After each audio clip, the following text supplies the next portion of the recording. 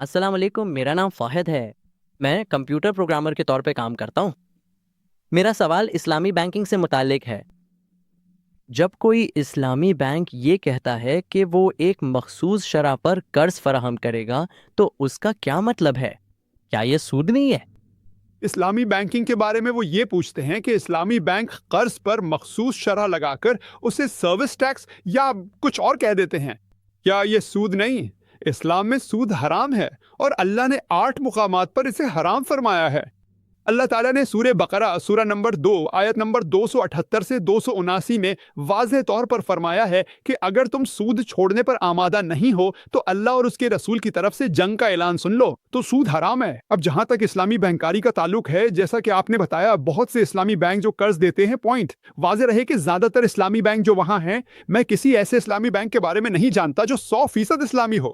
میں نہیں جانتا، ہو سکتا ہے میں نہیں جانتا۔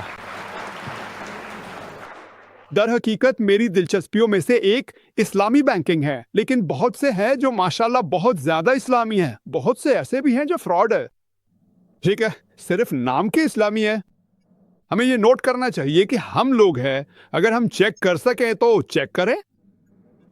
اگر آپ تجزیہ کریں تو اسلامی نظام مشارکہ ہے، منافع و نقصان میں شراکت، جو سب سے بہترین اور محفوظ ہے۔ مشارکہ کا مطلب ہے کہ ہم اس میں شریک ہو جاتے ہیں۔ اب مضاربہ کے دیگر پہلو بھی ہے، یعنی لاگت کے ساتھ منافع۔ اس لاگت کے ساتھ منافع والے معاملے میں اکثر لوگ غلطی کرتے ہیں، اور کئی بار یہ صرف دھوکہ دینے کا طریقہ ہوتا ہے۔ ناک لمبی کاٹ دی جاتی ہے، سمجھ رہے ہیں؟ ایسا ناک پکڑنا، جی آپ کہہ سکتے ہیں کہ صرف ایک چال چلنے کی کوشش ہے، تو ہمیں اس کا تجزیہ کرنا چاہیے۔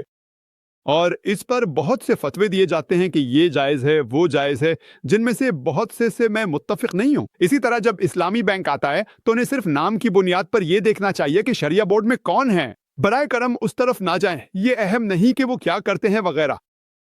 تو میں بہت سے اسلامی بینکوں کو اسلامی نہیں کہوں گا، وہ شاید بہت ہی کم فیصد میں اسلامی ہوں۔ اب اسلامی بینک میں ان میں سے زیادہ تر مضاربہ کرتے ہیں۔ مضاربہ میں ایک مسئلہ ہے لاگت کے ساتھ منافع جو آتا ہے۔ کبھی کبھار ممکن ہے کہ اجارہ ہو جو زیادہ ہے، خریداری ہو جو اسلامی ہے، مشارکہ محفوظ ہے۔ محفوظ سے مراد یہ ہے کہ اگر وہ اسلامی اصولوں کی پیروی کر رہے ہوں۔ دوسرے معاملات میں ہمیں جانچنا پڑتا ہے۔ اور کیا ہم نے تجزیہ کیا ہے کہ زیادہ تر بینک غلطی کرتے ہیں، اور چونکہ وہ عام روایتی بینکوں سے مقابلہ کرتے ہیں اس لیے وہ وہی شرح سود رکھتے ہیں، بس نام مختلف ہے۔ نام مختلف ہے، لیبل مختلف ہے، لیکن سب کچھ وہی ہے۔ اس لیے قرض لیتے وقت ہمیں احتیاط کرنی چاہیے۔ لیکن ایک عام آدمی کے طور پر اگر آپ سمجھتے ہیں کہ یہ اسلامی ہے اور آپ لے لیتے ہیں، اور اگر وہ کچھ غلط کر رہے ہیں اور آپ لا علمی میں چلے گئے ہیں، تو الزام ان پر آئے گا، آپ پر نہیں۔ اگر آپ جانتے ہیں کہ وہ حرام ہے اور پھر بھی آپ جاتے ہیں تو الزام آپ پر آئے گا۔ اس لیے یہ اسلامی بینک چلانے والوں کی ذمہ داری ہے کہ وہ چیک کریں کہ آیا وہ اصولوں کی پیروی کر رہے ہیں یا نہیں۔ کیا ہوا؟ یہاں بہت سے فتوے موجود ہیں اور انہیں خریدنا آسان ہے۔ آپ کو مطلوبہ فتویٰ مل جائے گا۔ لوگ خاص طور پر پاک و ہند میں اپنے لیے آسان فتویٰ لے کر اسے مان لیتے ہیں۔ اسلامی بینکنگ میں آپ کو بہت محتاط رہنا چاہیے۔ یہ ناممکن نہیں ہے۔ کچھ بینک اچھے ہیں لیکن 100% نہیں، کیونکہ اسلامی مرکزی نظام کے بغیر یہ ممکن نہیں۔ بہت سے اسلامی بینک آ رہے ہیں مگر ہمیں ان کی حقیقت دیکھنی ہوگی۔ حالانکہ ایک طریقہ کار موجود ہے، ان کے کام کا طریقہ دیکھ کر فیصلہ کریں کہ یہ صحیح ہے یا غلط۔ امید ہے آپ کا سوال حل ہو گیا ہوگا۔ السلام علیکم ڈاکٹر ذاکر نائک، میرا نام یا عبداللہ ہے اور میں ایک مزدور ہوں۔ میرے پاس 2 سوال آ گئے۔ سب سے پہلے میں آپ کو یہ بتانا چاہتا ہوں کہ میں آپ سے محبت کرتا ہوں، کیونکہ آپ جس انداز میں اسلام کے بارے میں بات کرتے ہیں وہ لاجواب ہے، بہت اچھا ہے۔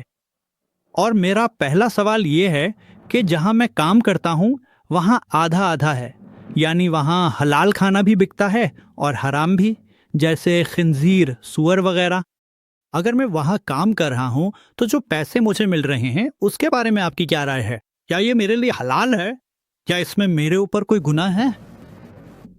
اچھا، دوسرا سوال یہ ہے کہ جب میں آپ کی تقریریں دیکھتا ہوں تو میرے دل میں خواہش ہوتی ہے کہ جب آپ سے آمنے سامنے ملوں تو آپ کو دل سے لگا لوں۔ کیا میں اسٹیج پر آ کر آپ کو دل سے لگا سکتا ہوں؟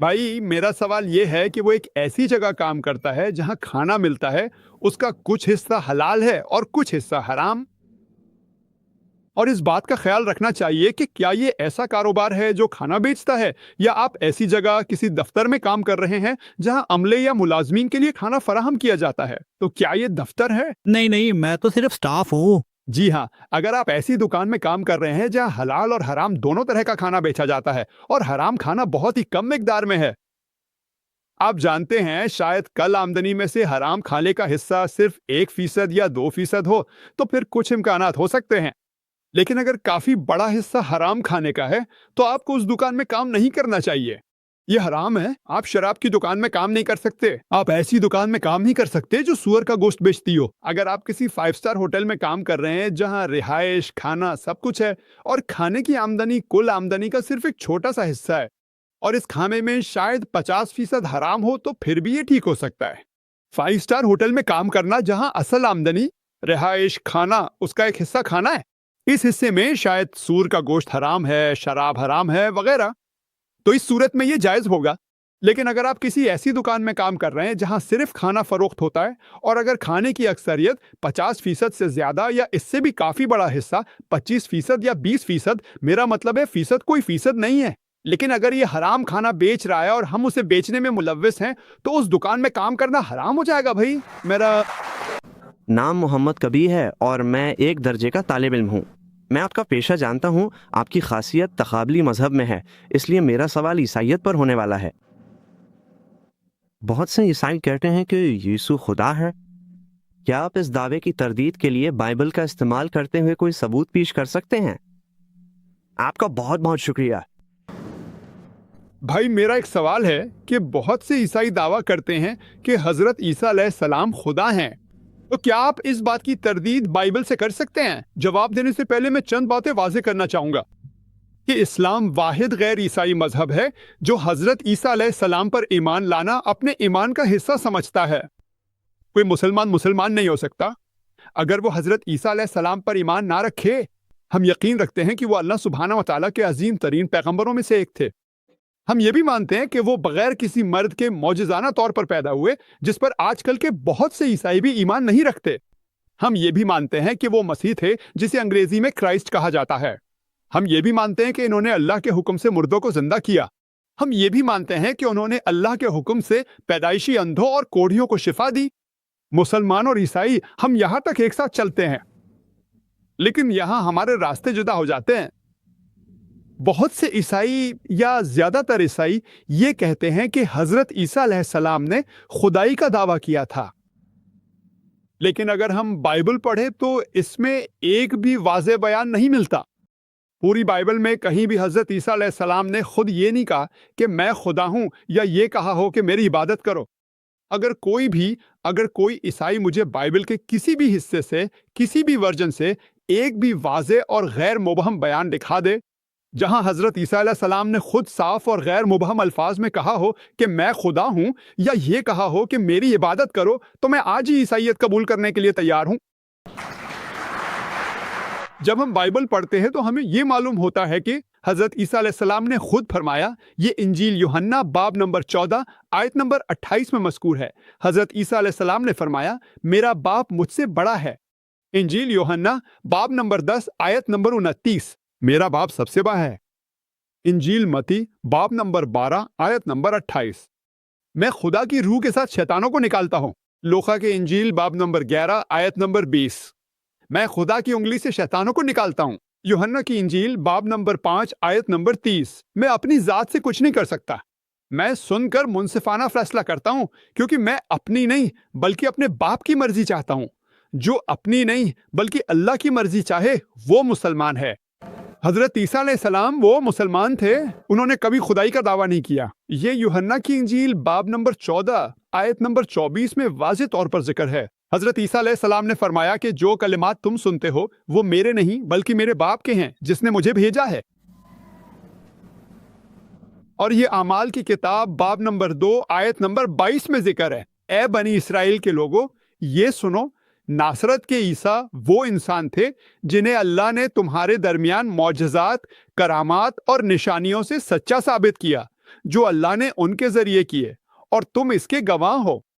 تو یہاں جب ہم بائبل پڑھتے ہیں تو ہمیں معلوم ہوتا ہے کہ حضرت عیسیٰ علیہ السلام انہوں نے کبھی خدائی کا دعویٰ نہیں کیا۔ اس نے کبھی نہیں کہا کہ وہ خدا ہے، انہوں نے کبھی نہیں کہا کہ وہ خدا کے بیٹے ہیں، بلکہ وہ اللہ کے عظیم ترین رسولوں میں سے ایک تھے۔ شکریہ۔ تو السلام علیکم مسٹر چیئرمین بھائی نائک، میں وضاحت کروں گا کہ میں کون ہوں، لیکن سب سے پہلے آپ کی بات کے لیے بہت بہت شکریہ۔ صرف آپ کو بتانا چاہتا ہوں کہ آپ اور احمد دیداد ہمیشہ میری دعاؤں میں رہتے ہیں، میں ہمیشہ آپ کے لیے دعا کرتا رہوں گا، اور جب بات عوامی تقریر کی آتی ہے تو میں ہمیشہ آپ اور احمد دیداد کی پیروی کرنے کی کوشش کرتا ہوں، اور اس سے دعوت کے کام میں بہت مدد ملی ہے۔ میرا نام حسن ہے، میں ایک فارماسیوٹیکل کمپنی میں میڈیکل ریپرزینٹیٹیو ہوں، میں سیاسی عمل میں بھی شامل ہوں۔ میں نے پچھلے سال پارلیمنٹ کے لیے الیکشن لڑا تھا، اور انشاءاللہ میں اپنے کیریئر میں مزید آگے بڑھنے کا ارادہ رکھتا ہوں۔ میرا سوال انتہا پسند نوجوانوں کی تعلیم سے متعلق ہے۔ ایک تنظیم ہے جس کی سربراہی ایک معروف عالم کر رہے ہیں، جنہوں نے مجھے اور دیگر مسلمانوں کو جو سیاست میں شامل ہوئے کافر قرار دیا ہے۔ وہ ایک قرآنی آیت کا حوالہ دیتے ہیں جس میں کہا گیا ہے کہ اگر کوئی اللہ کے علاوہ کسی اور کا قانون بناتا ہے تو وہ کافر ہو جاتا ہے۔ وہ ان قرآنی آیات کا استعمال کرتے ہیں، وہ 11 ستمبر کے حملوں کی بھی تعریف کرتے ہیں۔ آپ سے میرا سوال ہے ڈاکٹر سعد، ڈاکٹر نائک قرآن و سنت کی پیروی کا دعویٰ کرنے والے انتہا پسندوں کو کیسے تعلیم دیں؟ یہ تھا سوال کہ ایک انتہا پسند ہے اور ایک تنظیم کا سربراہ ہے جس نے انہیں کافر قرار دیا ہے۔ وہ بم دھماکوں، خودکش حملوں، حتیٰ کہ 11 ستمبر کے حملوں کی بھی تعریف کرتے ہیں۔ تو ہم ان انتہا پسندوں کو کیسے تعلیم دیں؟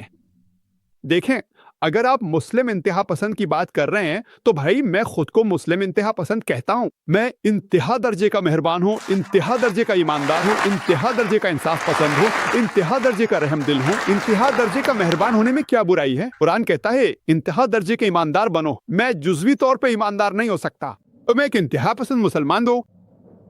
ہمیں مغربی میڈیا کے دیے گئے لیبل ماننے کی ضرورت نہیں۔ مجھ سے پوچھنے پہ میں کہتا ہوں ہاں میں انتہا پسند ہوں۔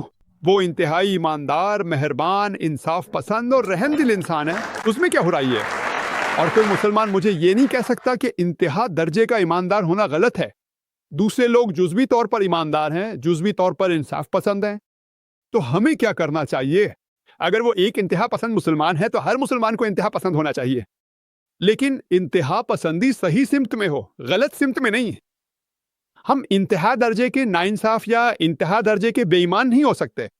تو اگر میڈیا یہ کہہ رہا ہے کہ کچھ مسلمان انتہا پسند ہیں تو میں کہتا ہوں کہ ہر مسلمان کو انتہا پسند ہونا چاہیے، ہر مسلمان کو بنیاد پرست ہونا چاہیے۔ اگر آپ بنیاد پرست مسلمان نہیں ہیں تو آپ اچھے مسلمان نہیں ہیں، آپ عملی مسلمان نہیں ہیں۔ تو جب میڈیا ہم پر لیبل لگاتا ہے تو ہم معذرت خواہ ہو جاتے ہیں۔ میں بنیاد پرست نہیں ہوں، میں انتہا پسند نہیں ہوں، تو میں انتہا پسند ہوں۔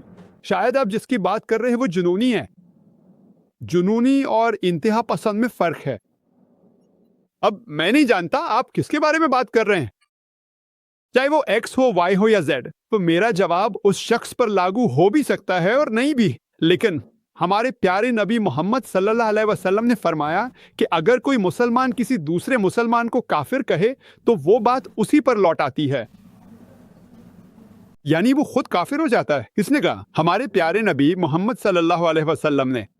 تو اگر آپ مسلمان ہیں اور کوئی آپ کو کافر کہتا ہے تو محمد صلی اللہ علیہ وسلم کی حدیث کے مطابق وہ شخص خود کافر ہو جاتا ہے، جب تک آپ نے کوئی ایسا عمل کفر نہ کیا ہو جسے وہ واقعی ثابت کر سکے وغیرہ، ورنہ کفر اسی پر لوٹ آتے۔ اب سوال کی طرف آتے تو ہم ان لوگوں کو کیسے تعلیم دیں جو ان حملوں کی تعریف کرتے ہیں؟ 9/11 لندن بم دھماکے وہ ہے۔ اللہ تعالیٰ قرآن مجید میں سورہ مائدہ سورہ نمبر 5 آیت نمبر 32 میں فرماتے ہیں اگر کوئی انسان کسی دوسرے انسان کو قتل کرتا ہے سوائے اس کے کہ وہ قتل کے بدلے میں ہو یا زمین میں فساد پھیلانے کے لیے ہو، اگر کوئی شخص چاہے وہ مسلمان ہو یا غیر مسلم کسی دوسرے انسان کو قتل کرتا ہے، چاہے وہ مسلمان ہو یا غیر مسلم، سوائے قتل یا زمین میں فساد کے، تو گویا اس نے پوری انسانیت کو قتل کر دیا۔ اور اگر کوئی شخص کسی دوسرے انسان کی جان بچاتا ہے تو گویا اس نے پوری انسانیت کو بچا لیا۔ لہٰذا کسی بھی بے گناہ انسان کو قتل کرنا حرام ہے یا منع ہے۔ ہم جانتے ہیں کہ 9/11 میں نیو یارک کے ٹوین ٹاورز پر بمباری میں 3000 سے زائد بے گناہ لوگ مارے گئے تھے۔ لندن میں بم دھماکے میں پچھلے سال 50 سے زائد لوگ مارے گئے تھے۔ صرف پچھلے مہینے بمبئی میں 11 جولائی 2006 کو 200 سے زائد لوگ مارے گئے تھے۔ بے گناہ لوگوں کو قتل کرنا حرام ہے۔ جو بھی شخص اسلام کا تھوڑا سا بھی علم رکھتا ہے وہ ان اعمال کی حمایت نہیں کر سکتا۔ ان اعمال کو اسلام میں حرام قرار دینا چاہیے۔ لیکن بہت سے مسلمان ہیں جنہوں نے یہ بات کہی ہے، خاص طور پر انگلینڈ اور امریکہ میں نے یہ بات پہلے صفحے پر سنی ہے۔ لیکن آپ یہاں پر مکمل وقفہ کیوں لگا رہے ہیں؟ ہمیں ان ہزاروں لوگوں کی بھی مذمت کرنی چاہیے جو افغانستان میں مارے گئے، ان ہزاروں لوگوں کی جو عراق میں مارے گئے، ان ہزاروں لوگوں کی جو بوسنیا میں، گجرات میں مارے گئے۔ ہم وہاں کیوں رک جاتے ہیں؟ جب میں نے ایک شخص سے امریکہ میں پوچھا کہ آپ یہاں پر مکمل وقفہ کیوں لگا رہے ہیں، لیکن بھائی ذاکر، حالات ایسے ہیں، ہم آگے نہیں بڑھ سکتے۔ کیا ہے یہ؟ آپ کس سے ڈرتے ہیں؟ میں بمبئی میں رہتا ہوں، ماشاءاللہ ایک ایسا شہر اور ملک جہاں ہمیں معلوم ہے کہ زندگی خطرے میں ہے، لیکن اللہ ماشاءاللہ میری حفاظت کے لیے موجود ہے، الحمدللہ۔ اور آپ مکمل وقفہ کیوں لگاتے ہیں جبکہ وہاں کوئی مکمل وقفہ نہیں ہے؟ کیوں؟ افغانستان میں لندن بم دھماکے سے زیادہ لوگ مارے گئے ہیں، عراق میں زیادہ لوگ مارے گئے ہیں، وسیع پیمانے پر تباہی کے ہتھیار کیا آپ کو ملا؟ میں تو پھر کیوں؟ تو پھر آپ خاموش کیا ہے؟ آپ کس سے ڈرتے ہیں؟ کیوں؟ ایسی سانس میں ہمیں اس کی مذمت کرنی ہوگی؟ نہیں، لیکن وقت ٹھیک نہیں ہے۔ کیا وقت ٹھیک نہیں ہے؟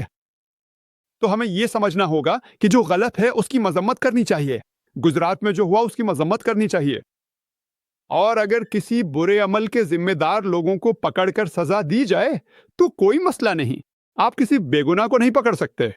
اگر کسی نے گجرات میں قتل کیا ہے تو آپ بمبئی میں بم دھماکہ کرتے ہیں، کیوں؟ کیونکہ وہ ایک ہی کمیونٹی سے ہیں۔ اسلام اس کی اجازت نہیں دیتا۔ ذرا تصور کریں ان بے گناہ لوگوں کا جو بمبئی، لندن یا نیو یارک میں بم دھماکے میں مارے گئے۔ وہ بے گناہ لوگوں، ان کے رشتہ دار، وہ ہمیشہ کے لیے ان لوگوں کے دشمن بن جائیں گے جنہوں نے یہ کیا ہے۔ پھر بھی برطانوی حکومت یہ معلوم نہیں کر سکی کہ لندن بم دھماکہ کس نے کیا تھا۔ پھر بھی کوئی نہیں جانتا کہ بمبے بم دھماکہ کس نے کیا تھا۔ میں یہ نہیں کہہ رہا کہ مسلمانوں نے یہ کیا ہے، جس نے بھی یہ کیا ہو، چاہے وہ مسلمان ہو یا غیر مسلم، اس کی مذمت ہونی چاہیے۔ ایک سچا مسلمان جو اللہ پر ایمان رکھتا ہے اور برائی کو اللہ کے سپرد کرتا ہے، وہ کبھی ایسا نہیں کرے گا۔ اگر کسی کو مسلمان نام کے ساتھ پکڑا جائے تو ہو سکتا ہے وہ جعلی مسلمان ہو، اس کا نام عبداللہ، سلطان، ذاکر، محمد ہو، یہ الگ بات ہے۔ اگر ایسا ہو جائے، چاہے وہ مسلمان ہو یا غیر مسلم، اس کی مذمت ہونی چاہیے۔ فرض کریں، تصور کریں، اگر فرض کریں کچھ مسلمان سمجھتے ہیں کہ یہ درست ہے، ان ہزاروں معصوم لوگوں کے رشتہ دار جو مارے گئے وہ اسلام کے ہمیشہ کے لیے دشمن بن جائیں گے۔ ہم اسے کیسے جائز قرار دے سکتے ہیں؟ یہ حرام ہے۔ انہوں نے کیا غلط کیا تھا؟ بمبئی کی ٹرینوں میں سفر کرنے والے لوگوں نے کیا غلط کیا تھا؟ جو لوگ وہاں تھے، بازار میں یا لندن میں ٹیوب میں جہاں بم دھماکہ ہوا، انہوں نے کیا غلط کیا تھا؟ اگر آپ واقعی مجرم کو پکڑ سکتے ہیں اور اسے سزا دے سکتے ہیں تو کوئی مسئلہ نہیں، ضرور کریں۔ اگر آپ یہ نہیں کر سکتے تو معصوم لوگوں کو مت ماریں۔ اسلام اس بات سے متفق نہیں ہے۔ اور میں نے برمنگھم این الیکشن کمیشن میں ایک لیکچر دیا تھا، کیا دہشت گردی صرف مسلمانوں کی اجارہ داری ہے؟ اور وہاں میں نے بتایا کہ اگر آپ امریکی سائٹ US معلومات پر محکمہ انصاف، برائے کرم اگر آپ اس سائٹ پر جائیں تو بہت سی دہشت گرد تنظیمیں ہیں جن میں سے 50% سے زیادہ مسلمان ہیں، جن میں سے الفا انڈیا نے 749 حملے کیے ہیں۔ پچھلے 16 سالوں میں کسی بھی دوسری دہشت گرد تنظیم سے زیادہ اس تنظیم کا ذکر وہاں نہیں ہے۔ القاعدہ نے 28 حملوں کا ذکر کیا ہے، تمام مشتبہ، کوئی بھی ثابت نہیں ہوا۔ الفا 749 حملے سب ثابت ہوئے۔ یہ ان کی سائٹ پر موجود نہیں ہے۔ ان اعمال کی مذمت کی جانی چاہیے۔ ہم بے گناہ لوگوں کو قتل نہیں کر سکتے۔ تو آپ کو سمجھنا چاہیے کہ جو بھی یہ کہہ رہا ہے کہ یہ اعمال درست ہیں، وہ مکمل طور پر قرآن اور سنت کے خلاف ہیں۔ ان سے ثبوت مانگے۔ قرآن کہتا ہے مجرم کو سزا دینا ٹھیک ہے، لیکن آپ بے گناہ لوگوں کو قتل نہیں کر سکتے۔ شکریہ۔ جی خوش آمدید دوستو، امید کرتا ہوں ویڈیو آپ نے پوری دیکھی ہوگی اور آپ کو پسند بھی آئی ہوگی۔ بینکنگ، یہ بینکنگ کا نظام ہے کیا اور اس کی شروعات کس طرح سے ہوئی؟